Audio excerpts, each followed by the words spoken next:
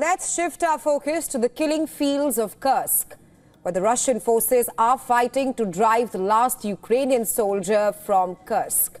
Following Kiev's 7-month incursion into this western Russian region, Russian forces claim to have shot down dozens of Ukrainian drones, while Ukraine reports that its forces are conducting defensive operations. Well, according to the Russian Defense Ministry, its air defense system has shot down a total of 72 Ukrainian drones across many locations, including 36 over Kursk. Meanwhile, the General Staff of the Ukrainian Armed Forces reported that a total of 112 battles have taken place in frontline areas in the past 24 hours, including 14 in the Kursk region. And speaking to media on Sunday, Ukraine's defense minister Rustem Umerov rebuffed Russian claims of success in the Kursk region. He said that Ukraine is still carrying out defensive operations in Kursk as planned, and the information that thousands of Ukrainian troops were surrounded in Kursk was incorrect. As per the latest, the Ukrainians claim to have repelled 4 Russian attacks.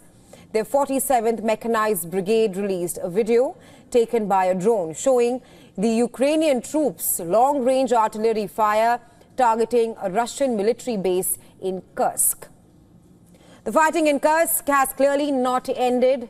However, signals were clear by the first week of March that Ukrainian forces in Kursk were becoming trapped. Russian forces, aided by North Korean troops, seems to have tightened the noose around the Ukrainian flanks. Reports further suggest that Russian forces were within firing range of the last remaining supply route. The Russians had also massed at least 50,000 troops, which is 4 times the number of Ukrainian forces.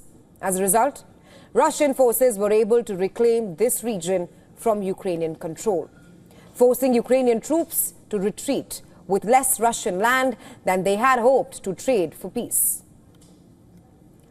Well, both the sides, Russia and Ukraine, they're telling a different story, so it is difficult to assess the truth about Kursk. But what is clear is that a fresh supply of North Korean troops, command of the air, and a crushing superiority in numbers, all these factors helped Russia last week retake the town of Sudzha, which was Ukraine's last stronghold in western Russia. And this is according to reports citing interviews with Ukrainian soldiers and officials. Russia's heavy use of North Korean troops to nearly retake the Kursk region after 7 months of Ukrainian control, it shows Russia's desire to reclaim the land, and that too at any cost. Russia is doing all it can, even if it means throwing more troops to the battlefront, and prevent Kiev from forcing a territorial exchange as part of future negotiations. It puts Ukraine in an increasingly dire situation. Remember, Russia occupies around 20% of Ukrainian land. By Monday, Ukrainian troops had almost entirely withdrawn from Kursk. Ukraine does not want to admit this publicly, but the parts of Kursk that it still controls, it represents a tiny patch, practically nothing, just some border zones. And we are not the ones saying it. Multiple publications have cited Ukrainian soldiers admitting this. They say that Ukrainian troops now occupy only about 10% of the 500 square miles that they once held, which is about 7 months ago. And there are a number of factors for this. US, first of all, had stopped sharing aid as well as intelligence with Ukraine. But did that hamper Ukraine's ability to keep Kursk? It's hard to say. Now, the nearly complete Russian operation in Kursk comes at a very symbolic moment, and that's just ahead of the 80th anniversary of Russia's Victory Day, marking the Soviet Union's triumph over Nazi Germany.